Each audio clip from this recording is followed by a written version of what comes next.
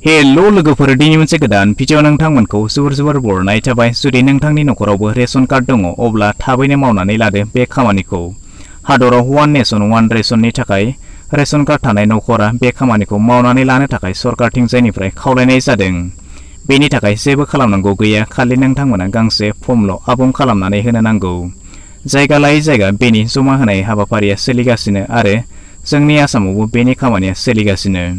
नोंथांमोना जेसेबां हागौ एसेबां थाबैनो मावनानै लानो थाखाय हागोन, नङाब्ला उनाव गोबां जार्लायाव गोग्लैनोबो गोनां जानो हागौ। बिदिब्ला बे फर्मखौ माबोरै आबुं खालामगोन, बबेयाव जमा होनो नांगोन, बेफोर गासैखौबो नोंथांमोननो आबुङै फोरमायनानै होनाय जागोन। बेखायनो भिडिअखौ एसेबो स्किप खालामालासे जोबजासिमल' नायलांबाय थादो।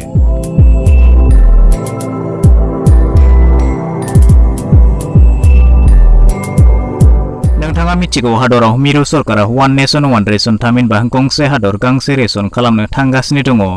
नोंथाङा जेखि रायजोनि जाया मानो, हादरनि जेखि खनायाव थाहैया मानो, बे कार्डनि गेजेरजों नोंथाङा सरकारा होनाय रेशनखौ नोंथाङाबो मोननो हागोन।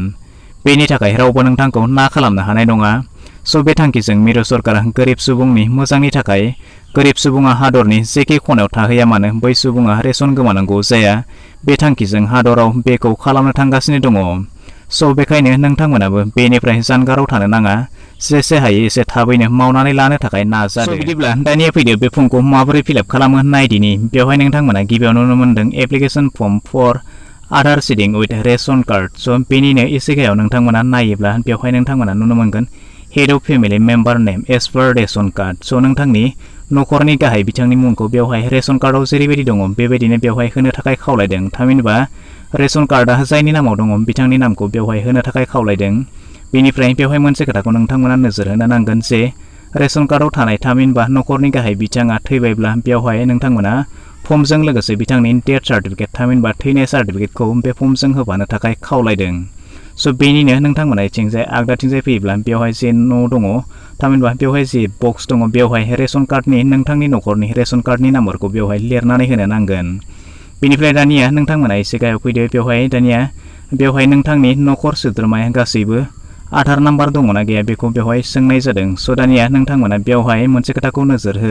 बेवहाय बे फर्मआव नोंथांमोननि 7सा नखर सोद्रोमानि मुं सोनो हानाय बेवहाय जायगा दङ। जुदि नोंथांनि नखराव 7सानिख्रुइ बांसिन सुबुं दङब्ला नोंथांमोना बेवहाय गांनै फर्म नोंथांमोना बाहायनो हागोन। बेखायनो दानिया 1 नाम्बार 2 नाम्बार 3 नाम्बार 4 नाम्बार 5 6 आरो 7 बेबायदिनो नोंथांमोना नोंथांनि नखर सोद्रोमानि मुंखौ बेवहाय फारि फारि लिरनानै होलांबानो जाबाय। बेनिफ्राय बेवहाय नोंथांमोननि गासै सोद्रोमानो बेवहाय आधार नाम्बार दङना गैया बेखौ होनो थाखाय खावलायदों आरो गैयाब्ला मानो थाखाय गैया बेवहाय जाहोनखौ फोरमायनो थाखायबो खावलायदों। बेवहाय गिबियाव नोंथांमोना 1 नाम्बारावनो दङ नोंथांनि बे रेशन कार्डआव जायनि नाम दङ बिथांनि नामखौ बेवहाय गिबि 1 नाम्बाराव लिरनानै होदो। बेनिफ्राय बेवहाय सेकेन्ड बक्सआव दङ 12 डिजिट आधार नाम्बार, बेवहाय बिथांनि आधार नाम्बारखौ बेवहाय लिरनानै होदो। बेनिफ्राय जुदि बिथांहा आधार गैयाब्ला बेवहाय बुंदों if Aadhaar is not available tick the reason. बेवहाय सोरबा सुबुंहा जुदि आधार गैयाब्ला मानो थाखाय गैया बेवहाय जाहोन मोननै होनानै दोननाय दङ। बेनिनो बबे मोनसे जाहोनाव गोग्लैयो नोंथांमोना बेखौ टिक खालामनानै होब्लानो जाबाय। बेवहाय नोंथांमोना फोरमायदों डिजिट थामहिनबा बिथाङा जुदि थैबायब्ला बेनिफ्राय एनआरसि बाय'मेट्रिक प्रब्लेम बेवहाय नोंथांमोननि बबे मोनसे जाहोननि थाखाय नोंथाङा आधार नाम्बार गैया बेखौ बेवहाय नोंथांमोना टिक खालामनानै होब्लानो जाबाय। बेनिफ्राय उननि न'आव फोरमायदों रिलेसन उइथ हेड थामहिनबा बेवहाय 1 नाम्बाराव जायनि नामखौ लिरगोन बिथांजों नोंथांहा मा सोमोन्दो जायो थामहिनबा गिबिनिफ्राय 2 3 4 बेफोरबायदि लिरनायाव बिथांजों मा सोमोन्दो जायो, फिसाज्ला फिसाजो बेबायदिनो मा सोमोन्दो जायो नोंथाङा बेखौ लिरनानै होब्लानो जाबाय। बेनिफ्राय एसे जोबनायथिंजाय फैदो। नोंथांमोना बेवहाय नुनो मोनगोन मबाइल नाम्बार आरो इमेल आइडि नाम्बार होनो थाखाय खावलायदों। बेवहाय इमेल आइडि नाम्बारा गोनांथार नङा। बेखायनो नोंथांमोना मोनफा मोनफा मबाइल नाम्बारखौ बेवहाय गोजौ मबाइल नाम्बार आरो बेवहाय नोंथांमोना नुनो मोनदों सासे सुबुंनि मोननै न' बेवहाय होनानै दोननाय दङ। गोजौनि मोनसे न'आव बेवहाय नोंथांमोना मबाइल नाम्बार आरो गाहायनि मोनसे न'आव इमेल आइडि दङब्ला इमेल आइडिखौ होनो थाखाय खावलायदों। नोंथांमोना बेबायदिनो आबुङै फिलआप खालामलांबाय थाब्लानो जाबाय। बेबायदिनो 1 2 3 4 5 आरो 6 बेबायदिनो नोंथांमोना गासैखौबो आबुङै फिलआप खालामनानै लादो।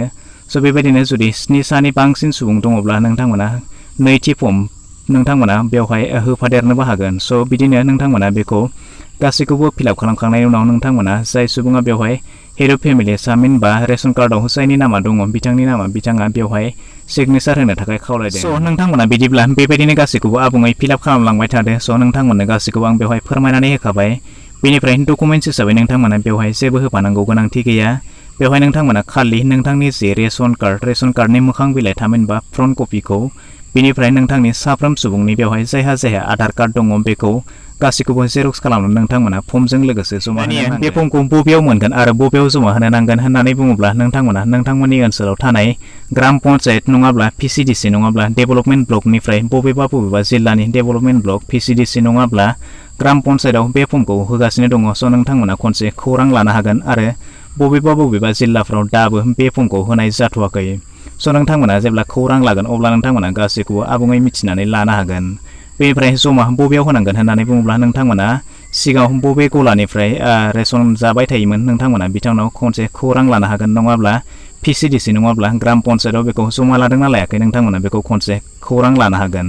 स' जिल्ला लानानै जिल्ला गुबुन बेखायनो नोंथांमोना खनसे गावबा गावनि सुबिदानि थाखाय खौरां लानानै नायदो। आरो बेखिनियाव मोनसे खोथा फोरमायनानै होनो सानदों, जुदि नोंथांमोना बे भिडिअखौ फेसबुकआव नायनो थाखाय जोंनि फेसबुक पेजखौ अननानै फल' खालामनानै लादो आरो सानफ्रोमबो बायदि आपडेटखौ गोख्रै आरो थोंजों मोननो थाखाय जोंनि आपडेट बड'लेण्ड टेलिग्राम चेनेलखौ जइन खालामनानै लादो। मोन्नैनिबो लिंकआ डिसक्रिप्सनाव दं। बिदिब्ला दिनैनि भिडिअ बेखिनियानोसै। आसा खालामो नोंथाङा भिडिअखौ नायनानै गासैखौबो बुजिबाय जानांगौ। जुदि माबाफोर गोनो गोथो थाबावबायब्ला नोंथाङा कमेन्ट सेक्सनाव थांनानै सोंहरनो हागोन। भिडिअखौ नायनानै मोजां मोनबायब्ला मोनसे लाइक खालामदो, गाज्रि मोनबायब्ला डिसलाइक खालामदो आरो जुदि चेनेलाव गोदान नायगासिनो दंब्ला अननानै चेनेलखौ साबस्क्राइब खालामनानै लानोबो दाबावगारदो।